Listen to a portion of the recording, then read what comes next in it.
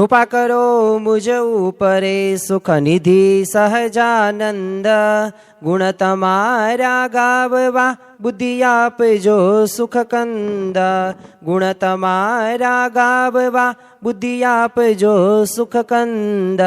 સ્વામિનારાયણ સાક્ષાત અક્ષર પુરુષોત્તમા, સર્વેભ્યં પરમાં શાંતિમ આનંદમ સુખમર્પયેત. શ્રી સ્વામિનારાયણ ભગવાનની જય, અક્ષર પુરુષોત્તમ મહારાજની જય, ગુણાતીતાનંદ સ્વામી મહારાજની જય, પ્રમુખ સ્વામી મહારાજની જય, પ્રગટ ગુરુ હરિ મહંત સ્વામી મહારાજની જય, સુરત અક્ષરધામ મહોત્સવની જય. દરેક દિવ્ય હરિભક્તોને ભાવથી જય સ્વામી નારાયણ. ભગવાન સ્વામિનારાયણના એવા દિવ્ય ચરિત્રોનું આપણે આચમન કરી રહ્યા છીએ. ભગવાન સ્વામિનારાયણે એ જે ચલાવેલું એ સમાધિ પ્રકરણ, એના ચમત્કારિક પ્રસંગો વિશે વાત કરવી છે. અને ખરેખર જ્યારે સમાધિ શબ્દ આપણે સાંભળવામાં આવે ત્યારે ઘણા બધાને એવું પણ લાગતું હશે કે 2-5 મિનિટ ધ્યાન કરીએ એને સમાધિ કહેવાય. પણ વાસ્તવમાં સમાધિ પ્રકરણ ચલાવવું અને એ સમાધિ કરાવી એ કેટલી અઘરી વાત છે. જ્યારે આપણે એ શાસ્ત્રોના ગ્રંથો વાંચીએ ત્યારે આપણને ખ્યાલ આવે. અને એ સમાધિના અષ્ટાંગ યોગની આપણે વાત કરી, 8મું અંગ સમાધિ છે. તો આ સ્વામિનારાયણ ભગવાને એ સહજ રીતે એમને આ પ્રકરણ ચલાવેલું, અને પાછું જથ્થાબંધ રીતે, જેમ કોઈક વેપારી હોય ને, છૂટક વેપારી હોય ને જથ્થાબંધ પણ હોય. જથ્થાબંધ વેપારી એટલે કોણ? તો ઝાઝા જથ્થાની અંદર માલ સામાન વેચે. અને છૂટક વેપારી એ પોતે ટુકડે ટુકડે વસ્તુ વેચતો હોય. તો હોલસેલ રીતે શ્રીજી મહારાજે આવી રીતે સમાધિ પ્રકરણો ચલાવેલા છે. શ્રીજી મહારાજ ચાલતા હોય અને એ ચાલવાની એ ચાંખડી હોય એનો અવાજથી સમાધિ થઈ જતી.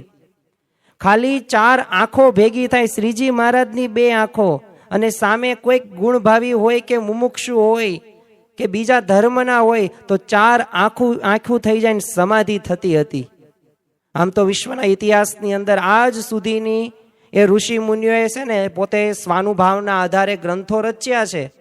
એમાં સૌથી વધુ જો કોઈએ ગ્રંથો રચ્યા હોય ને તો એ વ્યાસ ભગવાન છે, વેદ વ્યાસ, કે જેમને 18 પુરાણની ભેટ આપી, જેમને 1 લાખ શ્લોક એવો મહાભારતનો મહાપુરાણ ગ્રંથ આપણને આપ્યો.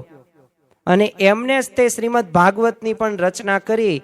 તો એમના ગ્રંથોને આધાર આપણે લઈએ ને ત્યારે આપણને ખ્યાલ આવે કે ખરેખર એ જે એમને મત સ્થાપ્યો અને એ એમને જે પુષ્ટ કર્યો, ત્યારે વ્યાસજી એમાં લખે છે. સ્વાભાવિક રીતે આજના દિવસે આપણે સ્વામિનારાયણ ભગવાનના એ દિવ્ય ચરિત્રોની તો વાત કરવી છે. કોને કોને સમાધિ કરાવી, કેવી કેવી પરિસ્થિતિની અંદર સમાધિ કરાવી, અને સમાધિમાં કેવું પોતે ઐશ્વર્ય વાપરતા હતા, કેવા ચમત્કારો કર્યા હતા, એના પ્રસંગો તો આપણે સાંભળવા છે. પણ એ પૂર્વે આ સમાધિ રહીને કેટલી દુર્લભ બાબત છે, આ બાબતને આપણે પહેલા સમજવી છે, પછી આપણને ખ્યાલ આવશે. કારણ કે અમદાવાદના તે 5મા વચનામૃતની અંદર એ પુરુષોત્તમ નારાયણના અસાધારણ 3 લક્ષણોમાંનું તે આ એક લક્ષણ નિયમનમાં તો વર્તાવી શકે છે એવા અક્ષર મુક્તોને, કે જે ભગવાન થઈને પૂજાય એવા પરમહંસો હતા. વરસાદ વરસાવી શકે તેવા સક્ષમ પરમહંસો, ગ્રહોની ગતિ અટકાવી શકે એવા પરમહંસ એટલે કે સદગુરુ ગોપાનંદ સ્વામી. ગમે તેવો ક્રોધી સ્વભાવનો આવ્યો હોય અને મુક્તાનંદ સ્વામીના દર્શન કરે તો પોતે ક્રોધ શાંત થઈ જાય. અરે તમે બોટાદના તે એ વ્યાપકાનંદ સ્વામી હતા, તો એ પોતે મરેલી ઘોડીને જીવતી કરેલી એ દેવી વાળો મગ્નિરામમાંથી અદ્વૈતાનંદ સ્વામી બની ગયા. એ કવિ લાડુદાનમાંથી એ બ્રહ્માનંદ સ્વામી બની ગયા. અને એટલું નહીં, સારી સુવિધા માટે નહીં, 114 પ્રકરણોમાંથી આ બધાય સંતો પરમહંસો એ પસાર થયેલા હતા, એ નિયમમાં વર્તાવી શક્યા છે સ્વામિનારાયણ ભગવાન. તો એક તો લક્ષણ અસાધારણ ખરું, પણ બીજું એ સમાધિ પ્રકરણ પણ એક અસાધારણ લક્ષણ છે. અને વ્યાસજી પોતે લખે છે કે ભગવાન શ્રી કૃષ્ણે અષ્ટાંગ યોગ સાધ્યો હતો, અને એમાં યમ, નિયમ, આસન, પ્રાણાયામ, પ્રત્યાહાર, ધારણા, ધ્યાન અને 8મું અંગ સમાધિ આવે. અને એ 8 અંગ રહ્યા એ પ્રગટ ભગવાનનો યોગ કરી આપવામાં એક મોટો ભાગ ભજવે છે. અને એમાં પહેલું જ પગથિયું એટલે કે યમ. આપણે બધાય પગથિયાની થોડીક ટૂંકમાં માહિતી લઈએ, જેથી આપણને ખ્યાલ આવે કે આ સમાધિ વાસ્તવિક છે શું, એ કેવી સ્થિતિ એ તમે પહોંચો ત્યારે સમાધિ પ્રાપ્ત થાય. કોઈક ડોક્ટર બની ગયું હોય અને પોતે એમડી હોય તો એ આપણને લાગે બહુ સારું, ઓહો ડોક્ટર બની ગયા. પણ એને પૂછો ને તો ખ્યાલ આવે કેટલા વર્ષથી તમે મહેનત કરી અને ડોક્ટર બન્યા. કલેક્ટરને જોઈને આપણને બળતરા થાય કે આહા આખા જિલ્લાનો વહીવટ કરેશ, રાજા થઈને બેહી ગયો. પણ થોડુંક એને પૂછો કે કેટલા વર્ષ સુધી તમે ભોગ એ પોતે દીધો છે, કેટલી મહેનત કરી છે. તો એમાં સમાધિ આપણે બોલીએ તો સમાધિ એમનામ નથી થઈ જતી. એમાં જે પહેલું પગથિયાને આપણે વાત કરીએ યમ આવે છે. હવે યમ એટલે શું? તો અહિંસા, સત્ય, અસ્થેય, બ્રહ્મચર્ય અને અપરિગ્રહ. હવે આ પાંચેયને જીવનમાં છે ને એ આજીવન અપનાવી લેવા પડે તો આ યમ રહ્યું ને એ સિદ્ધ થાય. હવે યમ પછીનું બીજું પગથિયું એટલે શું? તો બીજું પગથિયું નિયમ. યમ પછી નિયમ. નિયમ એટલે શું? તો તન મનની પવિત્રતા. સંતોષ કયો, તમે તપ કયો, સ્વાધ્યાય કયો, સાથે આત્મશિક્ષા કયો, એ ભગવાનની શરણાગતિ હોય, ભક્તિ હોય, ઉપાસના સંબંધિત હોય. તો એવા 5 નિયમો છે ને તમારે 1-2 દિવસ નહીં, આજીવન પાળવા પડે. અને યમ નિયમ પગથિયા ચડીને જ ઊંચું પવિત્ર ધર્મમય એ જીવન બનાવી શકાય છે. એમ નામ જીવન બનાવી શકાતું નથી. ઘણી બધી વખત આપણને કેવું લાગે કે આ મંદિરે જઈએ એટલે નકરા નિયમની જ વાતો કરવામાં આવે છે. આ નહીં ખાવાનું, આ નહીં જોવાનું, આ નહીં બોલવાનું, આવું નહીં લખવાનું, આમ નહીં કરવાનું. તો નકરા નિયમો. પણ જો યાદ રાખજો કે ધર્મના બંધન એ બંધન નથી પણ મુક્તિના સાધનો છે. અને આમાંય તે આપણે નિયમોનું પાલન કરીએ જ છે, પણ જ્યારે ભગવાન અને સંતે જે નિયમ આપે ને ત્યારે આપણને ગમતું નથી. જો જીવનની અંદર આપણે એવી આધ્યાત્મિક સ્થિતિ આપણે પ્રાપ્ત કરવી હોય ને તો એના માટે નિયમમાં રહેતા શીખવું પડશે. આપણે ગુરુમુખી થવાનું છે, ભગવાનમુખી થવાનું છે, મનમુખી થવાનું નથી. અને જે મનમુખી થયા છે, જે મન ધાર્યું કર્યું છે એ જીવન પર્યંત સુધી પોતે દુઃખી જ થયા છે. પણ આ જન્મે આપણે ભગવાનને ગમતા થવું છે. ભગવાન આપણા ઉપર કઈ રીતે પ્રસન્ન થાય, જ્યારે આ ભાવના આવશે ત્યારે ખરેખર ભગવાન અને સંતનો અતિશય આપણે રાજીપો પ્રાપ્ત કરી શકીશું. એટલે નિયમ આપણા જીવનની અંદર કમ્પલસરી બાબત છે. ત્રીજું પગથિયું આ સમાધિ પ્રકરણનું છે અને એ છે આસન.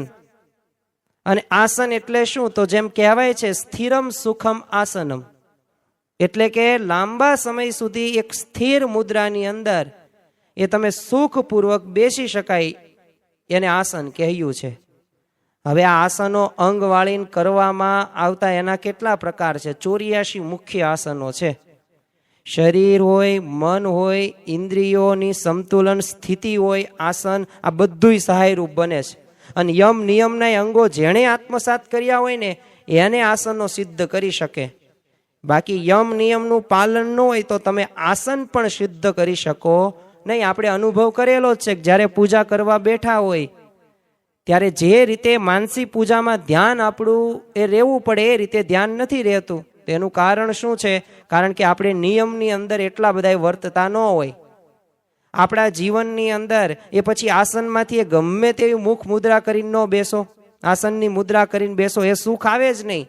આપણને પ્રશ્ન થતો હશે કે આ સમાધિ પ્રકરણના પ્રસંગો આપણે સાંભળવાના છે અને આ બધું શું ચાલે છે? પણ જો આપણને પ્રગટ ભગવાનનો મહિમા સમજાશે, શ્રીજી મહારાજનો પ્રતાપ ને ઐશ્વર્ય સમજાશે. હમણે પ્રસંગોની આપણે શરૂઆત કરીશું, પણ એ પૂર્વે આ જ્યારે આપણે પગથિયા જોઈએ ને ત્યારે ખબર પડે કે ખરેખર આપણને જે ભગવાનની પ્રાપ્તિ થઈ છે એ દુર્લભ છે. જેમ દુર્લભો માનુષો દેહો છે ને એમ આપણને આ ભગવાન મળ્યા ને એ એક દુર્લભ બાબત છે. ચોથા પગથિયાને આપણે વાત કરીએ પ્રાણાયામ, જેનું નામ છે. હવે પ્રાણોની ગતિનો વિસ્તાર, એક આયામ કરવો એને પ્રાણાયામ કહેવાય.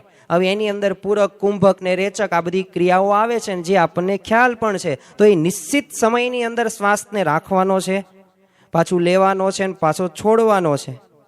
એટલે સ્વાભાવિક રીતે આ શ્વાસ અને ઉચ્છ્વાસની છે ને ક્રિયાઓ દીર્ઘકાલીન બનાવે છે આપણને, અને આયુષ્ય પણ આપણું દીર્ઘ બને છે અને રોગ મુક્ત પણ આપણે થઈ શકીએ છીએ. તો આવી રીતે નિયમિત આપણે પ્રાણાયામના અભ્યાસથી એ મનની દ્રઢ ઈચ્છા શક્તિ, તીવ્ર જે મેઘા શક્તિઓ ને એનો વિકાસ થાય છે પ્રાણાયામ. એટલે આપણને જો યોગ પ્રાણાયામ કરવાનું કહે છે. 5મા પગથિયાની વાત કરીએ સમાધિ પ્રકરણ સિદ્ધ કરતા પૂર્વે કે પ્રત્યાહાર. પ્રત્યાહાર એટલે શું? જ્ઞાનેન્દ્રિયોને શાંત કરે છે અને એને અંતર્મુખી કરે. 6થું અંગ એટલે ધારણા, જે આંતરિક ચેતનાને ઉત્તેજિત કરે છે અને સતત પ્રવાહિત થતી બુદ્ધિને એકાગ્ર કરે છે અને એનું લક્ષ્ય એક પરમાત્મા ઉપર સ્થિર થઈ જાય. અને 7મું અંગ એટલે પરમાત્મામાં ધ્યાન, અને એ સાધકનો એક આત્મા પણ લીન થઈ જાય છે. અને અંતિમ અને છેલ્લું પગથિયું અંગ એટલે કે સમાધિ. હવે આ અંગ પૂર્વના 7 અંગો સિદ્ધ થઈ જાય ને પછી ધ્યાનની અવસ્થા પ્રાપ્ત થાય, અને ત્યારે સમાધિમાં સાધકને પોતાનું શરીર હોય, શ્વાસ હોય, મન હોય, બુદ્ધિ હોય, અહમની ચેતના વિલીન થાય છે અને ઈ પરમાત્માના અનુભવમાં પોતે નિમગ્ન રહે છે. હવે વિચાર કરો કે યમ, નિયમ, આસન, પ્રાણાયામ આ કર્મયોગના અંગો છે, અને પ્રત્યાહાર ને ધારણા બધા જ્ઞાન યોગના અંગ છે, અને ધ્યાન ને સમાધિ એક સમર્પણ અને ભક્તિ યોગના એક અંગ ગણી શકાય. તો સાધક પોતાને મેળે છે ને ક્યારેય તે અષ્ટાંગ યોગ સિદ્ધ કરી શકતો નથી, પરંતુ જેણે અષ્ટાંગ યોગ સાધ્યો છે ને, અથવા જે બ્રહ્મરૂપ સ્વરૂપ છે એ જ સમાધિ કરાવી શકે છે, અથવા ભગવાન કોઈને ઐશ્વર્ય આપે ને તો એ કરાવી શકે, બાકી કોઈ સમાધિ કરાવી શકે નહીં. સામાન્ય રીતે તમે જુઓ કે આપણે વાત કરીએ આ સમાધિ પ્રકરણના બધા અંગોની, તેમાં પ્રથમ પગથિયું યમ સિદ્ધ કરો ને એ જ દુર્લભ છે. હવે અન્ય અંગોની આપણે વાત જ શું કરવી. પણ જો ભગવાન સ્વામિનારાયણે આ સમાધિ બધાય જીવોને પોતે કરાવીશ, પોતાના આશ્રિત બધા સંતો ભક્તો દ્વારા પણ કરાવેલી છે. એક સામાન્ય જીવ જે મહામાયાનું ગાઢતમ ઓળંગી એ અક્ષરધામ પામે ને એવા આશ્ચર્યકારક ઘટના હતી, અને વિદ્વાન જાણકારને એ વાત તરત ધ્યાનમાં આવી જતી. એટલે ભગવાન સ્વામિનારાયણની આ લોકોત્તર મહાત્માથી એ પૂરા પરિચિત હતા. આમ તો ભગવાન સ્વામિનારાયણે સત્સંગ વિકાસનું કાર્ય આરંભ્યું અને પૃથ્વી ઉપર આવ્યા, તો યાદ રાખજો કે એમનામ પૃથ્વી ઉપર શ્રીજી મહારાજ આવ્યા નથી. ખરેખર એમને એ અંતરની એક ભાવના છે, એ હૃદયની ભાવના લઈને અહીંયા આવ્યા છે કે જો સંતો ભક્તોના એ ભાવો પૂરા તો કરવા એવો પોતે પ્રગટ થયા, પણ જો એમનું એ અંતિમ લક્ષ્ય હોય કે એમનો મુખ્ય ધ્યેય ગણી શકીએ ને, તો એ મારે જીવોનું આત્યંતિક કલ્યાણ કરવું છે, એકાંતિક ધર્મનું સ્થાપન કરવું છે. ધર્મ, જ્ઞાન, ભક્તિ અને વૈરાગ્ય એ સહિત કોઈ પણ ભક્ત એ ભગવાનની ભક્તિ કરે અને બ્રહ્મરૂપ થઈને પરબ્રહ્મની ભક્તિને અધિકારી મારે બનાવવા છે. એટલે કે એવી એકાંતિક સ્થિતિ પ્રાપ્ત બધાએ કરે, આ એમની ભાવના છે. અને ખરેખર જો આપણે ભગવાનને રાજી કરીએ તો આવી સ્થિતિ સુધી આપણે પહોંચી પણ શકીએ છીએ. એટલે ખરેખર શ્રીજી મહારાજની આપણને આ ભાવના જોવા મળે છે.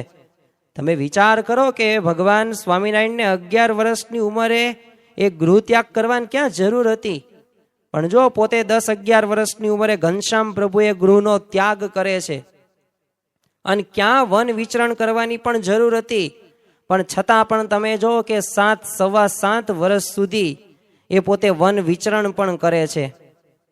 નહીં એમના જીવનની અંદર પ્રશ્નો આવ્યા હશે? આપણે તો એક ગામથી બીજે ગામ પણ જ્યારે કંઈક બહાર જવાનું હોય ત્યારે કેટલી તૈયારી, કેટલું પેકિંગ કરીએ છીએ, પણ નીલકંઠ વર્ણીએ પોતે એ જ્યાં અયોધ્યાથી નીકળે છે તો કઈ પણ પ્રકારની સુવિધા એ પગપાળા જ તે પોતે ચાલે છે, કંઈ સાથે પણ રાખતા નથી. બપોરે શું જમશું, ક્યાં વ્યવસ્થા સુવાની થશે એવી કંઈ ચિંતા કરી નથી. અને એમને જો એ કલ્યાણકારી વન વિચરણ કર્યું, અંદાજિત 14,000 કિલોમીટર સુધી એમને વન વિચરણ કર્યું છે. અને દરેક જીવોની એ મુમુક્ષુતા તપાસી છે, દરેક જગ્યાએ એક પ્રશ્નનો જવાબ પૂછે, અને એ પ્રશ્ન કયો? 5 અનાદિ તત્વ મને જણાવો: જીવ, ઈશ્વર, માયા, બ્રહ્મ અને પરબ્રહ્મ. અને એકઈ જગ્યાએ સંતોષકારક જવાબ મળેલો નહીં. પણ ગુજરાતની અંદર જ્યારે લોજની અંદર આવેલા ત્યારે સદગુરુ મુક્તાનંદ સ્વામી, જે ખપ અને મુમુક્ષુતાની મૂર્તિ સમાન, આમ તો એમના જ તે ગુરુ રામાનંદ સ્વામી એ પોતે કચ્છ ભુજના વિચરણ માટે ગયેલા, ત્યારે આ સદગુરુ મુક્તાનંદ સ્વામી આ 5 અનાદિ તત્વનો થોડોક સંતોષકારક જવાબ આપે છે. અને નીલકંઠ વર્ણી એટલે કે ભગવાન સ્વામિનારાયણે નક્કી કર્યું કે અહીંયા ધર્મ દેખાય છે, બસ અહીંયા સ્થાયી થવું છે. એટલે આપણા બહુ મોટા ભાગ્ય કહેવાય કે આપણે જ્યાં આપણો જન્મ થયો, જે દેશમાં, જે રાજ્યની અંદર, ત્યાં ભગવાન સ્વામિનારાયણે પોતે કર્મભૂમિ બનાવી છે. પણ જો એમને ધીમે ધીમે ધીમે એમને આયોજન સાથે પોતે આગળ વધેલા છે. એ સત્સંગનું વિકાસનું એમને કાર્ય શરૂ કર્યું.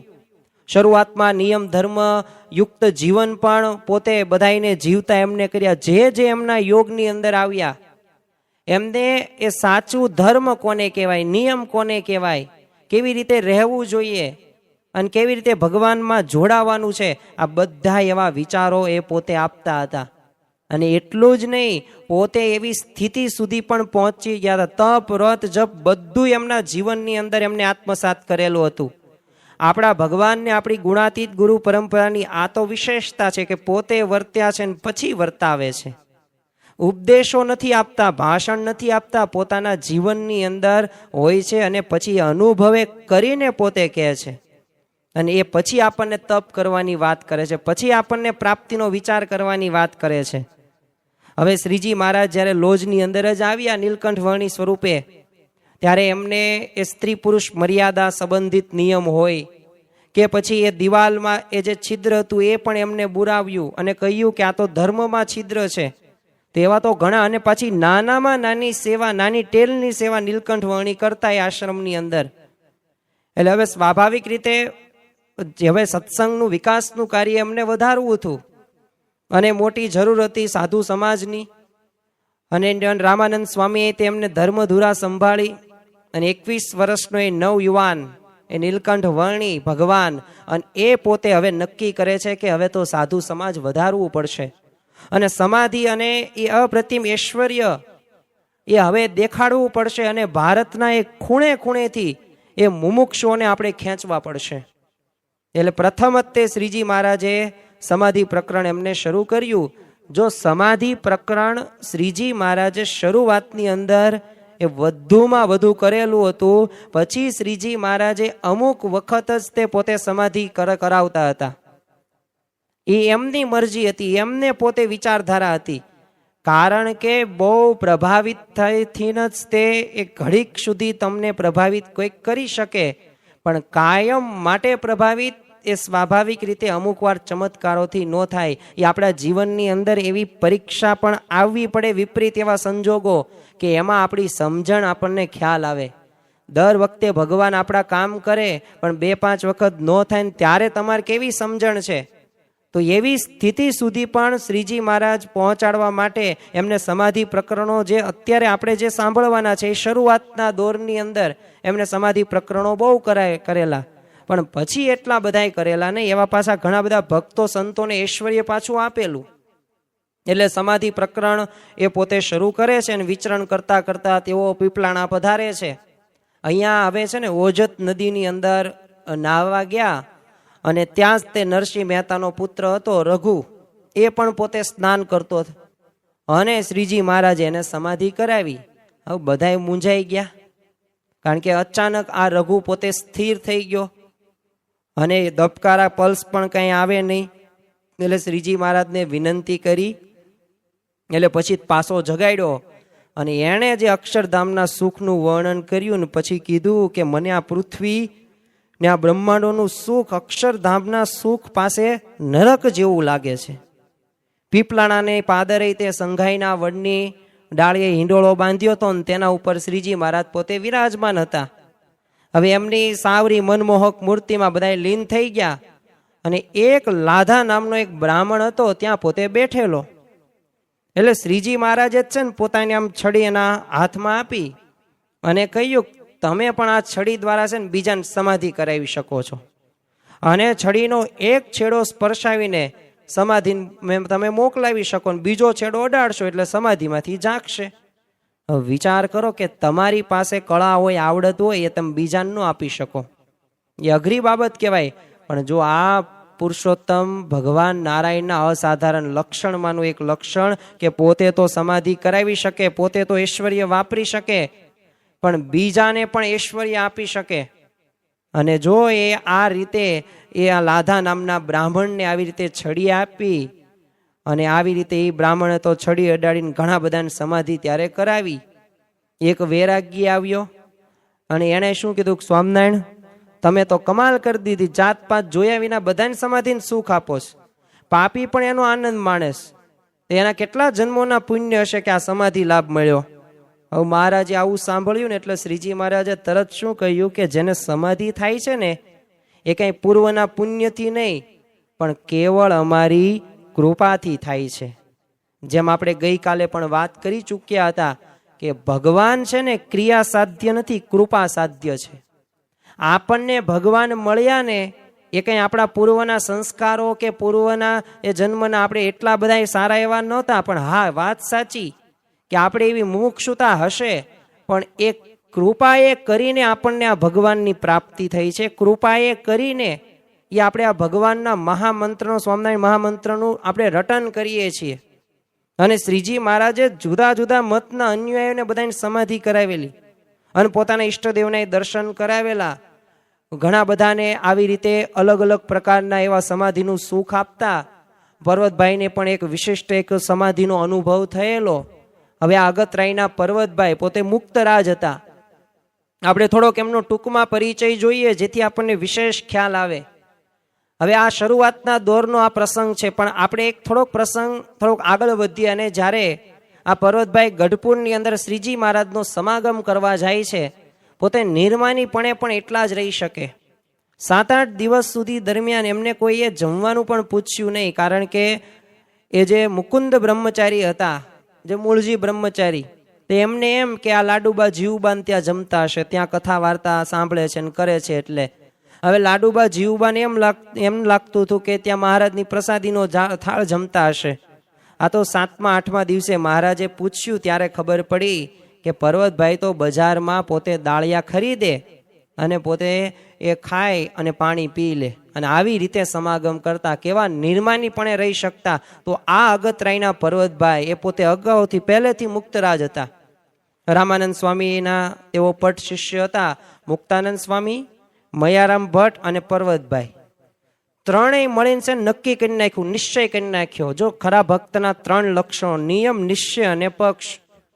અને કેવો નિશ્ચય કરી નાખ્યો કે આપણને કોઈ આમ હથેળીમાં છે ને ગમે તે ભગવાન દેખાડે ને તો એ રામાનંદ સ્વામી સિવાય ક્યાંય માથું આપણે નમાવા નથી થતું. આવો પાક્કો નિશ્ચય કરી નાખ્યો. અને જ્યારે સ્વયં રામાનંદ સ્વામીએ તે હવે શ્રીજી મહારાજનો મહિમા બધાને કીધો, હવે ત્યારે એમની પણ માન્યતા બધી બદલાઈ ગઈ. પણ આ બધામાં પર્વતભાઈની એક અધ્યાત્મ સ્થિતિ બહુ ઊંચી હતી, કારણ કે શ્રીજી મહારાજની કૃપાથી એ પોતાના આત્માને 3 દેહ, 3 અવસ્થાને 3 ગુણથી પર એવા બ્રહ્મરૂપ માનતા અને પાછું પરબ્રહ્મને અખંડ પોતે ધારતા. એ 3 અવસ્થા એટલે કે સ્વપ્ન, જાગ્રત, સુષુપ્તિ, 3 અવસ્થાની અંદર અખંડ ભગવાનને પોતે દેખતા અને ધ્યાન કરતા ને ત્યારે પોતે દેહ દશા ભૂલી જતા. અને ક્યારેક તો કૂવાના ઊંડા જળની અંદર છે ને પર્વતભાઈ પોતે ઉતરે, તળિયે ધ્યાન કરવા બેસી જાય અને પાછું 1-1, 2-2 મિનિટ ન રહીએ, 2-2, 3-3 કલાક સુધી પોતે ધ્યાન કરતા. જેવી રીતે સ્થિતિ બોટાદના શિવલાલ શેઠની હતી, પોતે 3 કલાક પોતે પૂજા કરતા હતા. આમ સંતો હોય, હરિભક્તો હોય ને એમને પૂજાના દર્શન કરવા માટે આવે. શા માટે? કારણ કે પૂજાની અંદર સાક્ષાત શ્રીજી મહારાજ દર્શન આપતા હતા. એટલે એવો સાંખ્ય વિચાર એમના જીવનની અંદર દ્રઢ હતો. એ પોતે એવા નિયમની અંદર વર્તી શકતા હતા. અને ખરેખર આવી જ રીતે આ પર્વતભાઈની પણ આવી જ તે સ્થિતિ હતી. હવે અષાઢી સંવંત 1858ના પોષ મહિનાની અંદર છે ને શ્રીજી મહારાજ પર્વતભાઈના ગામ અગતરાય પધારેલા અને સાથે સંતોનું મંડળ હતું. આજુબાજુ બધા ગામોના હરિભક્તો પણ ત્યાં આવેલા. એટલે શ્રીજી મહારાજ બધાને સમાધિ કરાવતા. એમાં એક છે ને ઉમિયા શંકર નામે એક બ્રાહ્મણ ત્યાં આવ્યો અને એને લોકોને સમાધિ થતી જોઈ એટલે એણે કીધું કે સ્વામિનારાયણ તમે તો છે ને જાદુગર છો. અને આ વાક્ય પૂરું ન કર્યું ત્યાં જ તે શ્રીજી મહારાજે એના ઉપર દ્રષ્ટિ કરી અને એનો જે મનોભાવ હતો એ બદલાઈ ગયો. આમ તો છે ને આ ઉમિયાશંકર પોતે શ્રીજી મહારાજને ઠપકો આપવા માટે આવેલો, પણ એ પોતે ગુણગાન ગાવા માંડ્યો અને વખાણ કરવા લાગ્યો. એટલે બધાને લાગ્યું કે આ એક પલકારાની અંદર આ તમો ગુણ ગાયબ થઈ ગયો અને સત્વ ગુણ કેવી રીતે આવી ગયો. હવે પોતે કઈ સંસ્કૃતમાં એટલો બધા તે પોતે પંડિત નહોતા, એવા અજાણ્યા હતા, પણ છતાંય તે મોંમાંથી સંસ્કૃતમાંથી એ વાણી એવી વહેવા લાગી અને શ્રીજી મહારાજનો એવો મહિમા ગાવા લાગ્યો. તે શ્રીજી મહારાજે એને પૂછ્યું કે ઉમિયાશંકર તમે તો વેદના પંડિત લાગો છો, આ બધું તમે ક્યાં ભણ્યા? અને તરત ઉમિયાશંકર આ સાંભળીને પોતે શરમાઈ જાય છે અને કહે છે કે પ્રભુ આ બધો આપનો જ પ્રતાપ છે, મારા બધા અપરાધ એ માફ કરજો તમે. તો ખરેખર એ આવી રીતે ઉમિયાશંકરને પણ એ સમાધિ કરાવેલી. જો શ્રીજી મહારાજ ના આપણે આશ્રિત છીએ, જો આ શ્રીજી મહારાજની કૃપા આપણા ઉપર થઈ જાય ને તો જેમ એ સદગુરુ નિષ્કાન સ્વામીએ પણ ભક્ત ચિંતામણી ગ્રંથની અંદર એ પોતે પ્રથમ જ તે મંગલાચરણની અંદર જ તેઓ લખે છે કે જે આંધળો હોય ને તો એ પર્વત ચડે પોતે, અરે મુખો એટલે મૂંગા હોય એ વેદ પઢે, આવી તમારામાં સામર્થ્ય આવી જાય. પણ જો ભગવાન અને સંતનો એ જો રાજીપો તમે પ્રાપ્ત કરો ને તો, અને મૂંગા હોય વેદ ભણે તો આવી સ્થિતિ તમારી થઈ જાય. પણ જો ભગવાનને રાજી કર્યા હોય ને તો. હવે પર્વતભાઈએ શ્રીજી મહારાજની મૂર્તિને અખંડ દેખતા એટલે એકવાર છે ને એમને સંકલ્પ થયો કે આ બધા પૂર્વ અવતારોની અંદર આ નૃસિંહજી કેવા લાગતા હશે. અને આ સંકલ્પ પૂરો કરવા માટે શ્રીજી મહારાજે તો એક નૃસિંહ અવતાર નહીં 24 અવતારોની મૂર્તિઓ દેખાડી. અને એટલું જ નહીં, એ મૂર્તિઓ જોઈને આ પર્વતભાઈ પોતે આશ્ચર્યચકિત થઈ જાય છે. અને પર્વતભાઈએ શ્રીજી મહારાજને કીધું કે તમે મને ખાલી ફક્ત નૃસિંહ અવતાર જોવાનો મેં સંકલ્પ કર્યો, તોય તમે મને 24 અવતારો કેમ બતાવ્યા? એવું શા માટે કર્યું? તો મહારાજે શું કહ્યું, જો આજે તમને નૃસિંહનો વિચાર આવ્યો તો કાલે તમને બીજા અવતારોનો પણ વિચાર આવે તો મેં એક સાથે તમને દેખાડી દીધા, એટલે કંઈ બાકી ન રહે. એકવાર રામાનંદ સ્વામીના એક વરિષ્ઠ સાધુ હતા રામદાસ ને શ્રીજી મહારાજે કહ્યું કે તમારી સમજણ અને સ્થિતિ કેવી છે તે કહો, પછી અમે અમારી કહેશું. તો એમણે શું કીધું, જો મારા જીવાત્માને વિશે 3 અવસ્થામાં છે ને તમારી મૂર્તિને હું અખંડ પ્રકાશમાન જોઉં છું અને એ આપની કૃપા છે.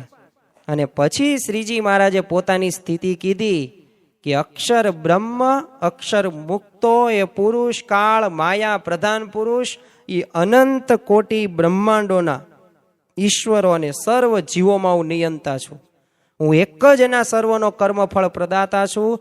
બધાના સ્વરૂપ સ્વભાવ કે ગુણોનો એકાળા વાતચીત દેખું છું અને મારા મહિમાને અક્ષર મુક્તો પણ યથાર્થપણે જાણી કે સમજી શકતા નથી. અરે હું પણ મારા મહિમાને પાર પામી શકતો નથી. બધાનું સામર્થ્ય ભેગું કરવું ને તો એ મારી મૂર્તિના એ રૂવાડાના કરોડમાં ભાગ જેટલું પણ ન થાય. આવી અસીમ અતિશય મહા આશ્રયમર એ સર્વોપરી આ મૂર્તિ છે અને એ તમને પ્રાપ્ત થઈ છે. અને આ સાંભળીને તો આ રામદાસજી સહિત બધાય સંતો હતા ને એવો મહિમા વિભોર પોતે થઈ ગયા. તો જો આવા ભગવાનની આપણને પ્રાપ્તિ થઈ છે, આપણા આવા ઈષ્ટદેવ ભગવાન સ્વામિનારાયણ છે કે જેમણે પોતાનો મહિમા પોતાના મુખથી કહ્યો છે. અને આ સારું લગાડવા માટે નહીં, કારણ કે એ પોતે હવે કોઈક ડોક્ટર હોય તો ડોક્ટર પોતે પોતાનો પરિચય તો આપે ને કે ભાઈ હું ડોક્ટર છું. કોઈક એન્જિનિયર હોય તો પોતે કહેશે, કોઈક ચાર્ટર્ડ એકાઉન્ટન્ટ હોય પોતે પરિચય તો આપે ને. અને આપણે એમની કાર્યો ઉપરથી, એમના ગુણો ઉપરથી, એમના કાર્યો તોય આપણને ખ્યાલ આવી જાય કે ખરેખર વાત સાચી છે. અને 1-2 પ્રસંગો થોડા છે. સ્વામિનારાયણ સંપ્રદાયના ગ્રંથો તમે વાંચો, અરે એમના પરમહંસોના જીવન પ્રસંગો જોવો ત્યારે પણ આપણને ભગવાનની સામર્થ્યનો ખ્યાલ આવી જાય. ટ્રેલર સમાન પરમહંસોના જીવન ચરિત્રો છે. ટ્રેલર પણ પિક્ચર ક્યાં છે? પિક્ચર તો સ્વામિનારાયણ ભગવાનની અંદર છે. અને એ તમને ખ્યાલ આવે કે ખરેખર આપણા ભગવાન આવા મળ્યા છે. બસ હવે રાત દિવસ અખંડ ભગવાનનું આપણે ભજન કરીએ. જો વ્યવહાર કરવાનો, આપણે જે જવાબદારી નિભાવીએ છીએ એ જવાબદારી નિભાવવાની છે. અને એ સારામાં સારી જવાબદારી નિભાવીને આપણે પાછું અખંડ ભગવાનનું ભજન તો કરવાનું જ છે. અને શ્રીજી મહારાજે તે વચનામૃતની અંદર પણ પોતે કહે છે કે જે ભગવાન નથી ભજતા ને એ તો કેવા છે, મૂરખ છે. એટલે આપણે તો ભગવાનનું અખંડ ભજન કરવાનું, નાતા ધોતા સર્વે ક્રિયામાં સ્વામિનારાયણ સ્વામિનારાયણ. અને જે ભક્તો સંતોએ આવી રીતે ભજન કર્યું છે એ પોતે એવી સ્થિતિ સુધી પહોંચ્યા છે અને એ પોતે બ્રહ્મરૂપ થઈને એ પરબ્રહ્મની ભક્તિ કરવાના પણ પોતે અધિકારી બની ગયા છે.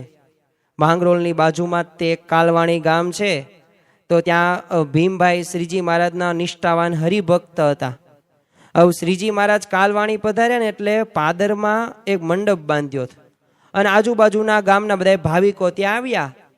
તે એક ભરવાડ ત્યાં આવે છે ને શ્રીજી મહારાજની મૂર્તિમાં એનું મન ચોંટી ગયું ને એને સમાધિ થઈ ગઈ.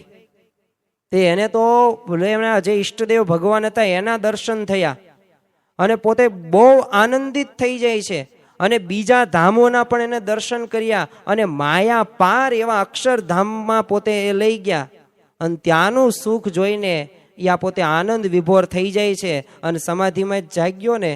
અને શ્રીજી મહારાજ પોતે સર્વોપરી અવતારી પરબ્રહ્મ આવી નિષ્ઠા એને પાકી થઈ જાય છે અને એને જીવન શુદ્ધિ એને શીખવી કે કેવી રીતે નાહવું, ધોવું, વ્યસન મુક્ત રહેવું બધું શીખવ્યું.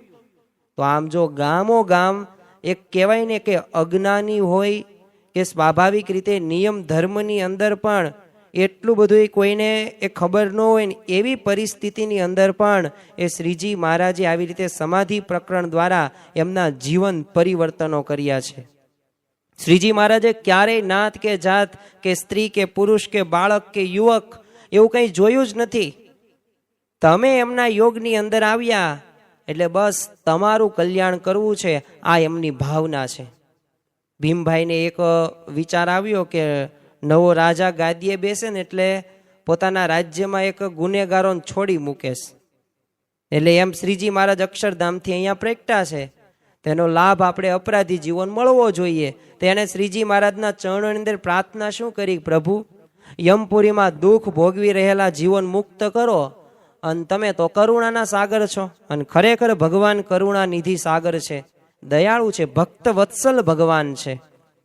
જુનાગઢની અંદર શ્રીજી મહારાજની સવારી જતી હતી હાથી ઉપર, પોતે શોભતા હતા. એક બાળક હતો, એ પોતે કાકડી કૂણી એના હાથની અંદર હતી ને એનો ભાવ કેવો હતો, મારે આ ભગવાનને આપવી છે. અને પોતે જાય છે ભીડની અંદર. શ્રીજી મહારાજે એને સંકલ્પ જાણી ગયા અંતર્યામીપણે અને એ બાળકને ઈશારો કરીને નજીક બોલાવે છે અને ફેંકવાનો એ પોતે એક્શન કરે છે. અને ત્યાં જે બાળક કે કાંકડી એક બે ફેંકે છે અને મહારાજે એ કાંકડી કેસ તો પકડી, એ પણ સાથે સાથે એ કાંકડી પોતે બજાર એક સભા વચ્ચે, તમે વિચાર કરો કે આખી ભર સભા ઓલી છે અને ઘણા બધા એ મુમુક્ષુ જીવો ગુણભાવી હોય, બિન સત્સંગી હોય, એ નગર સવારીમાં એ બધા આવેલા હતા. પણ છતાં પણ એમની શરમ રાખ્યા વગર શ્રીજી મહારાજ એ કાંકડી પોતે જમે પણ છે. તો જો ભાવ તો ભગવાન એ દરેકના પૂરા કરે જ છે. પછી એમાં એમને કોઈ પણ પ્રકારની શરમ એવી છે જ નહીં. તો આવા ભગવાનની આપણને પ્રાપ્તિ થઈ છે. હવે શ્રીજી મહારાજે તો સ્મિત કરીને સ્વરૂપાનંદ સ્વામીને આજ્ઞા કરી કે તમે છે ને યમલોકની અંદર જાઓ અને ત્યાં સ્વામિનારાયણ મહામંત્રનો નાદ ગુંજાવો અને પ્રત્યેક નરંગ કુંડ હતા એ બધા રોકાઈને જીવન મુક્તિનો સંકલ્પ કરજો અને પછી સ્વામિનારાયણ ધૂન કરજો. અને એમ કહીને શ્રીજી મહારાજે તો આ સ્વરૂપાનંદ સ્વામીને સમાધિમાં બેસાડ્યા. અને જો આ ખરેખર આ યમલોક કહો તમે, એ આ બધું સાચું છે. કારણ કે સદગુરુ નિષ્કવાન સ્વામીએ જે 20 કરતાં વધુ એમને ગ્રંથો લખ્યા, તો એમાંનો એક ગ્રંથ એટલે એ આપણને ખ્યાલ છે કે યમ દંડ સંહિતા. આ યમ દંડ સંહિતાની અંદર પણ આવું જ હતું. કારણ કે શ્રીજી મહારાજે આજ્ઞા કરેલી યા સદગુરુ નિષ્કવાન સ્વામીને કે તમે આપણે આ જે નરકની સ્વર્ગની આ બધી વાતો થાય છે ને, એ આ ઘણા બધા નાસ્તિકોને એ ખોટી માને છે, એટલે તમે એના ઉપર એક પુસ્તક લખો, ગ્રંથ લખો. નિષ્કવાન સ્વામી કહે મેં કાંઈ નરક જોયું નથી અને હું કઈ રીતે લખું, મેં જોયું હોય તો વર્ણન લખું ને. અને ત્યારે એમને પણ સમાધિ કરાવીને સદગુરુ એ નિષ્કવાન સ્વામીને એ યમપુરીમાં મોકલે છે અને એમને યમદંડ સંહિતા નામનો ગ્રંથ પણ લખ્યો. અને 28 નરકના કુંડનું વર્ણન એ યમદંડ સંહિતામાંથી આપણને પ્રાપ્ત થાય છે, જોવા મળે છે. કયું પાપ તમે કરો કેવું તમારે યાતના ભોગવવી પડે. તો જો આ બધું સાચું છે એટલે સ્વરૂપાનંદ સ્વામીને હવે આવી રીતે સમાધિમાં બેસાડ્યા અને યમલોકમાં ગયા. ધર્મરાજે એમની પૂજા કરી. પરબ્રહ્મ પુરુષોત્તમ નારાયણનો આદેશ સંકલ્પ સંભળાયો, એવો પણ રાજી થઈ ગયા. અને સ્વરૂપાનંદજી તો પ્રત્યેક કુંડ ઉપર ગયા, ધૂન કરી સંકલ્પ કર્યો અને મંત્રનું શ્રવણ થયા. અને કષ્ટ ભોગવી રહેલા બધા જીવો હતા, પાપી નરાધમ હતા, એ કુંડની બહાર આવી ગયા. અને સ્વરૂપાનંદ સ્વામીને વંદન કરતા, એ ચતુર્ભુજ ધારણ કરતા, એ તત્કાળ દિવ્ય વિમાનની અંદર બેસીને ભૂમા પુરુષની લોકની અંદર પોતે ચાલ્યા ગયા. અને નરકના 27 કુંડો પર આ કાર્યક્રમ ચાલ્યો. અને બધી જગ્યાએ બસ સ્વામિનારાયણ સ્વામિનારાયણ સ્વામિનારાયણ આ ધૂન જ ગુંજવા લાગી. એટલે ધર્મરાજા કે આવી વાત તો અમે ક્યારેય દેખી નથી અને સાંભળી નથી. કેમ કે જે એક સાધુ દ્વારા પોતાના મંત્રનું ઉચ્ચારણ કરાવી આ જીવન દંડ મુક્ત કરી દેવા, એ પાપો બાળી પુણ્ય રૂપી મહાસાગરમાં એ માલિક બનાવી દેવાના આ પરબ્રહ્મ સિવાય કોઈથી ન થાય. અને એ સ્વરૂપાનંદજી એમના ચરણોની અંદર પણ મારા એક વંદન પાઠવજો. અને સ્વરૂપાનંદ સ્વામીએ સમાધિમાંથી બહાર આવીને આ બધી વાત જેમ બની હતી એમ બધી વાત કરી અને બધાએ તે આશ્ચર્યમાં ડૂબી ગયા. અને આ પ્રસંગના સાક્ષી એ મુક્તાનંદ સ્વામીએ તત્કાળ એક કાવ્યપદ પણ રચી નાખ્યું. અને પોતે લખે છે, પોતે પરબ્રહ્મ રે સ્વામી સહજાનંદ નારાયણ પ્રબળ પ્રતાપ છે. સ્વામિનારાયણ મુખે ઉચરે તેને જન્મ મરણ રે જમનો ભય જાય. સર્વે નરકના કુંડ ખાલી થયા ભૂખ્યા જમગણ રે કર ઘસી પસતાય. તો આ રીતે એ શ્રીજી મહારાજે એકવાર આવી રીતે વ્યાપકાનંદ સ્વામીને તે સમાધિ કરાવેલી અને ભૂમા પુરુષમાં લોકમાં મોકલ્યા હતા. અને એ પોતાનું એક મૃત્યુ લોકનું એક પ્રાગટ્ય થયું હતું. અને આ સમાચારથી એમને વાકેફ કરવા જ તે વ્યાપકાનંદ સ્વામી ગયા. અને એ લોકમાં રહેતા એ પુણ્યશાળી આત્માઓએ કીધું કે આજે મૃત્યુ લોકમાં એ પરબ્રહ્મ પુરુષોત્તમ પ્રગટ્યા છે અને એમનો સર્વોપરી નિશ્ચય જો તમે સૌ કરશો તો અક્ષરધામ મળશે. અને વ્યાપકાનંદ સ્વામીના વચનમાં જેને વિશ્વાસ આવ્યો અને અક્ષરધામમાં ગયા. અને પછી ત્યાંથી બ્રહ્મરૂપ થયા અને મૃત્યુલોકમાં જન્મ પામ્યા. અને પરમ એકાંતિક સંતના યોગમાં આવીને બ્રહ્મરૂપ થઈને માયા પર અક્ષરધામમાં ગયા. તો આવા તો ઘણા બધા સમાધિ પ્રકરણના પ્રસંગો છે જેના ઉપરથી આપણને સ્પષ્ટ ખ્યાલ આવે કે ખરેખર શ્રીજી મહારાજે જે સમાધિ પ્રકરણો ચલાવેલા અને જે પાછા હોલસેલ આમ એ રીતે જથ્થાબંધ રીતે કરેલા, અમુકને તો મહિના બે મહિના 6 મહિના સુધી એ સમાધિમાંથી એ પોતે રાખતા હતા. કોઈક લેવા આવે ને ઘરના સભ્યો કે આ ક્યાં વહી ગયા અમારા પતિદેવ, મહારાજ કે જો અંદર છે ગોત નાખો. અને તરત તે એ પછી આમ એક પ્રકારની થપ્પીઓ મારી હોય. આવું વર્ણન આપણા ગ્રંથોની અંદર એ જોવા મળે છે. આપણે એક છેલ્લે એક માંગરોળની અંદર જે સમાધિ પ્રકરણો ચલાવેલા તો એ પ્રસંગોની વાત કરીએ. અને આજનું આપણું આ સ્વામિનારાયણ જયંતિનું જે આ પર્વ છે, જે દ્વિતીય દિન છે, આપણે પૂરો કરીએ. કારણ કે માંગરોળની અંદર પણ મહારાજે સમાધિ પ્રકરણો કરાવેલા છે અને ઘણા બધાને સત્સંગી કરેલા છે. માંગરોળના એક નવાબ હતા વજરુદ્દીન.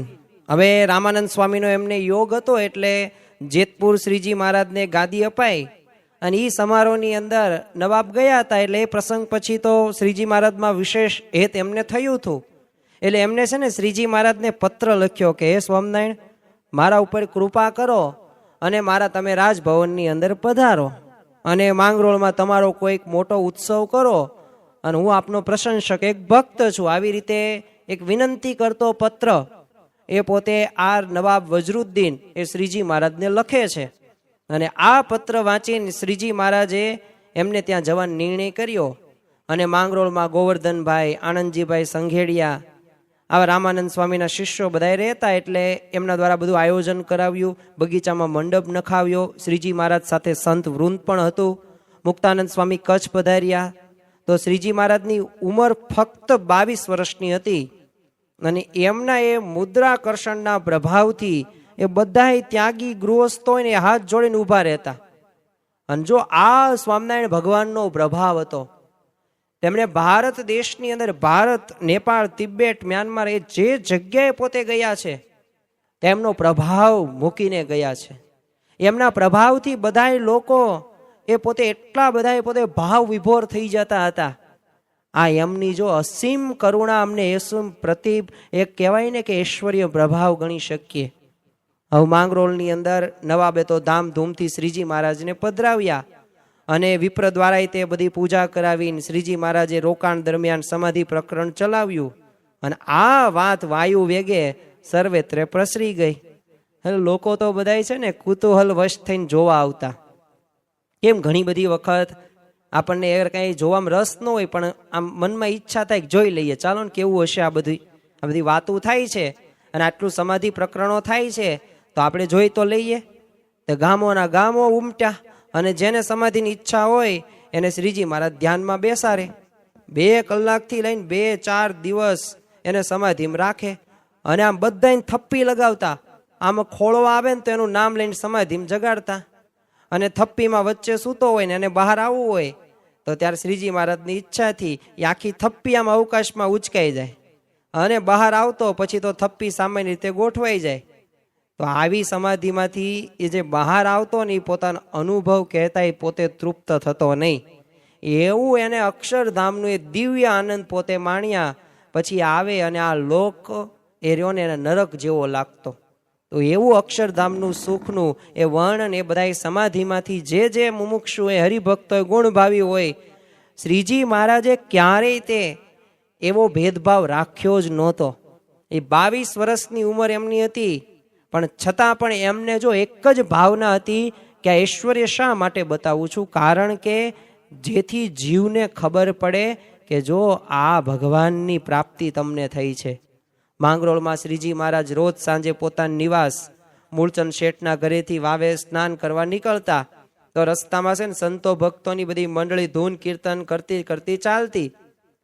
તેમાં 4 ખૂણે 4 ભક્તો છે ને પોતે આમ ચોફાળ ઝાલતા અને ચંદરવો કરતા અને એની નીચે શ્રીજી મહારાજ ચાલે અને રૂપાની ઘૂઘરીઓ જડેલી ચાંખડી પહેરતા, આમ લટક મટક ચાંખડી આમ ચટકારા શ્રીજી મહારાજ એવી રીતના ચાલે અને એ સાવરી સુરત અને એ લોકોના હૃદયની અંદર સ્થિર થઈ જાય અને એ જે અવાજ સંભળાય ને એ કોનો તો ચાંખડીનો અવાજ સંભળાય સમાધિ થઈ જાય.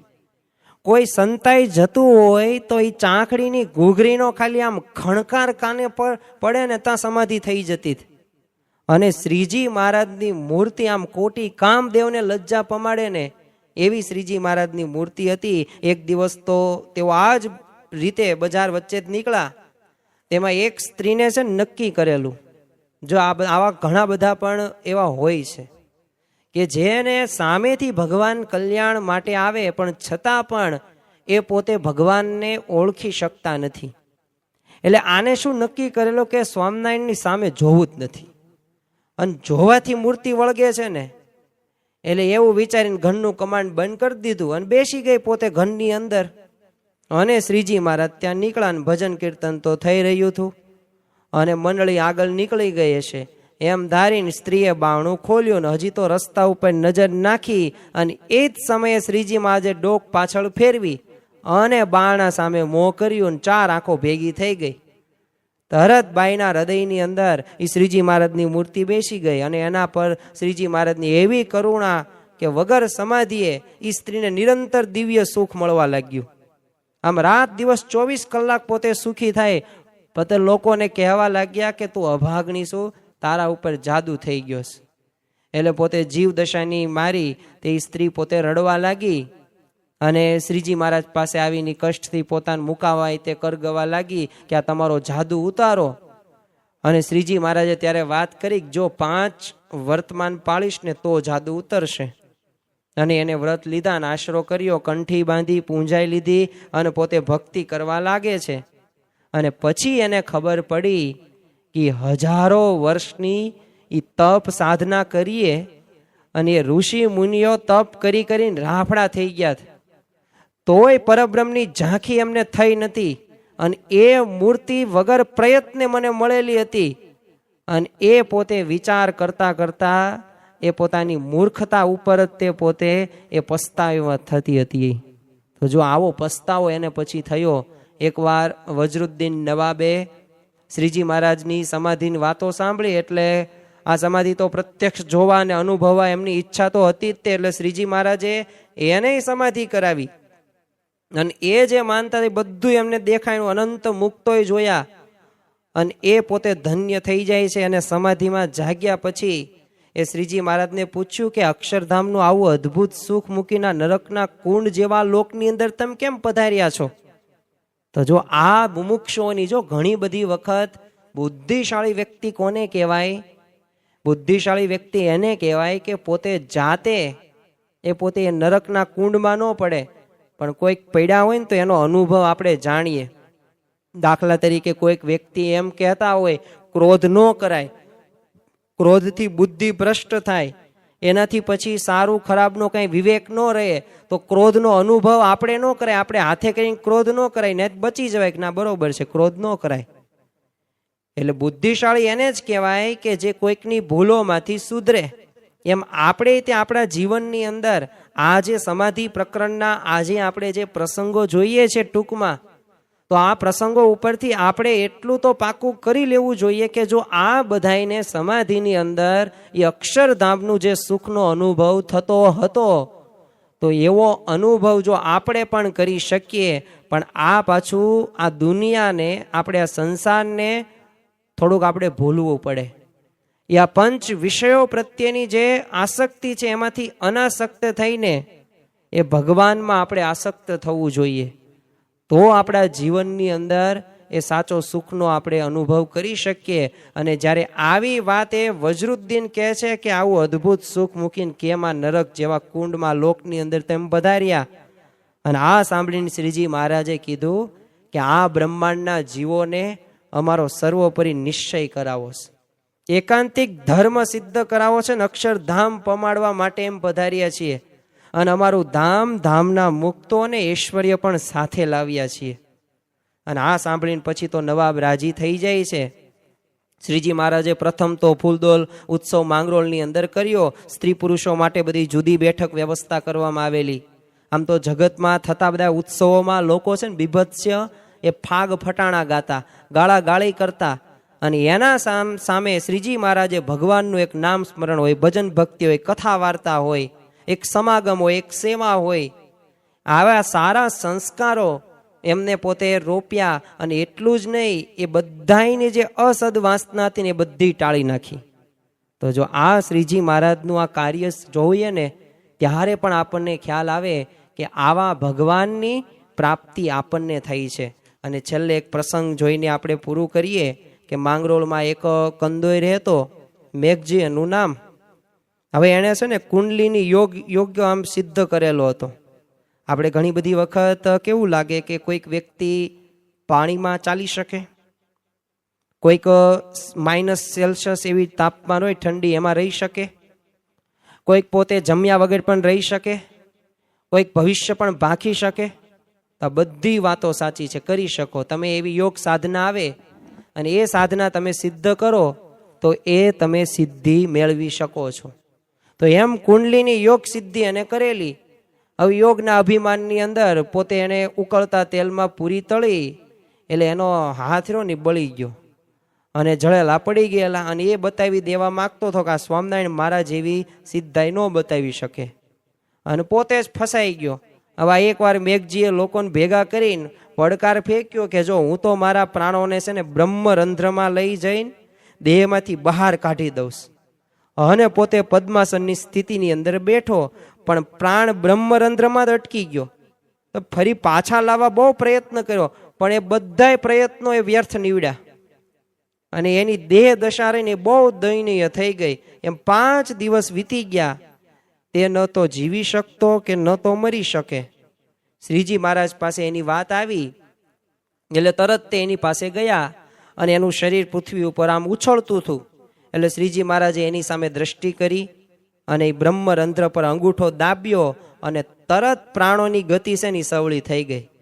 એ પ્રાણ પોતાના સ્થાન ઉપર આવી ગયા, અને એ જેટલા કષ્ટો 5 દિવસથી એ પોતે ભોગવતો તેમાંથી મુક્ત થઈ ગયો. અને પછી તો એ આ મેઘજી હતો ને એ પોતે શ્રીજી મહારાજના ચરણોની અંદર પડી ગયો અને અપરાધોની ક્ષમાઈ માગી અને કીધું, પ્રભુ સાધનાના મદમાં હું આંધળો થઈ ગયો હતો, એટલે આપને જાણી ન શક્યો. કૃપા કરીને હવે મને તમારો આશ્રિત કરો. જો આપણા જીવનમાં પણ ઘણી બધી વખત આપણામાં એવા સ્વભાવો હશે, આપણામાં એવી ખામીઓ હશે, પણ જો આ ભગવાન અને સંતનો આશરો કરીને એમની જો આપણે અખંડ ભજન કરીને સેવા કરશું ને, તો આપણામાં રહેલી ખામી પણ એ દૂર કરી શકશે. દરરોજ એક વિચાર કરવો. સ્વામિનારાયણ જયંતિ છે આપણે હવે આવતીકાલે, એ સ્વામિનારાયણ જયંતિ એ દિવસ પૂરો પણ થઈ જશે, પણ પછી શું વર્ષની અંદર એક વખત જ તે સ્વામિનારાયણ જયંતિ આપણે ઉજવવાની છે? શું થોડાક દિવસ દરમિયાન જ તે આપણે આવા ચરિત્રોનું આપણે એ આચમન કરવાનું છે? પણ આ પ્રસંગો રહ્યા ને એ આપણા અંતરની અંદર એ આપણે જડી દેવાના છે. હૃદયની અંદર જેમ આપણા શરીરમાં લોહી છે ને, એવી જ રીતે એક વિચારોમાં પણ આ ભગવાનના પ્રસંગો આવવા પડે અને સતત એક નિત્ય અનુસંધાન રાખવાનું છે. જેમ ગુણાતીતાનંદ સ્વામી પોતાની વાતોની અંદર કહ્યું છે કે આપણે તો અક્ષરધામમાં જાવું છે, એવો એક સંકલ્પ રાખવો. બીજું ગુણાતીતાનંદ સ્વામી એક વાતની અંદર કહ્યું છે કે આ પૃથ્વી ઉપર આ લોકમાં આવ્યો હું, તો હું શું કરું છું, શું મારે કરવાનું છે અને શું થઈ રહ્યું છે, નિત્ય અનુસંધાન રાખવું. તો એમ નિત્ય અનુસંધાન રાખીશું ને તો ભગવાન બાજુ વળાશે. બાકી આ દુનિયાની અંદર તો પૈસા પાછળ, સત્તા પાછળ, આવડત પાછળ બધાય લોકો આંધળી દોટ મૂકે જ છે. અમુકને મળે છે અને પુરુષ પ્રયત્ન કરો અને સારા તમે કર્મ કરો, મહેનત કરો તો મળવાનું જ છે. એ તો કોઈક તમે સત્સંગી નહીં હોય ને તોય મળશે. લૌકિક સિદ્ધિ મેળવવી એ કાંઈ અસાધારણ નથી, સામાન્ય બાબત કહેવાય. એ તો તમે સામાન્ય કોઈ પણ સારી એવી મહેનત કરો કોઈક એક વિષયની અંદર, તો તમે તે સારા એવા એક સર્વોચ્ચ શિખર ઉપર પહોંચી શકો. પણ એ મનુષ્ય દેહનું સાચું ફળ નથી. મનુષ્ય દેહનું સાચું ફળ શું છે? આત્મકલ્યાણ. દરેક શાસ્ત્રો વાંચવાની છૂટ, એનો સાર માત્ર એક છે કે તમે આત્માનું કલ્યાણ કરો. તમારું સાચું સ્વરૂપ દેહ નથી, પદાર્થ નથી, સગા સંબંધી નથી. એ તમે જે તમારા ધર્મ પત્નીને એ જે પ્રેમ કરો છો, એ જે તમે જે કહો છો ને, એ યાદ રાખજો કે જીવનના અંત સમયની અંદર આ તો કેવું છે, દરેકને પોતપોતાના એ સ્ટેશન છે. જેમ કોઈક આપણે એક જગ્યાએથી બીજી જગ્યાએ આપણે રેલગાડીમાં મુસાફરી કરવા માટે જતા હોય તો ત્યારે સ્વાભાવિક રીતે ઘણી બધી વાતો કરીએ અને ઘણા બધા આપણે નાસ્તો સાથે કરીએ, પણ છેલ્લે અંતે તો એનું સ્ટેશન આવે ત્યારે પોતે ઉતરી જશે. ત્યારે આપણે ખરખરો કરવા રહેશું નહીં. એમ આપણા માતા હોય કે આપણા પિતા હોય કે આપણી ભાઈ હોય કે આપણા બહેન હોય, હા આપણા સંબંધીઓ થયા છે, આપણા ભાઈ થયા, આપણા બહેન થયા, એટલે સાહજિક રીતે એવું હેત પ્રીત રહેવાનું છે. પણ યાદ રાખજો કે એ હેત પ્રીત રહ્યું એ આપણા જીવન, આપણું જ્યારે મૃત્યુ થશે ત્યારે એ કંઈ સાથે આવવાનું નથી. એટલે આપણા જીવનની અંદર આ વિચારોને આપણે દ્રઢ કરવાનું છે અને આપણે ભગવાનનો એવો દ્રઢ આશરો કરવાનો છે. અને એ આશરો કરીશું તો અવશ્ય આપણે એવા ધામને પણ પામવાના છીએ, એવી સ્થિતિને પણ આપણે પામવાના છીએ.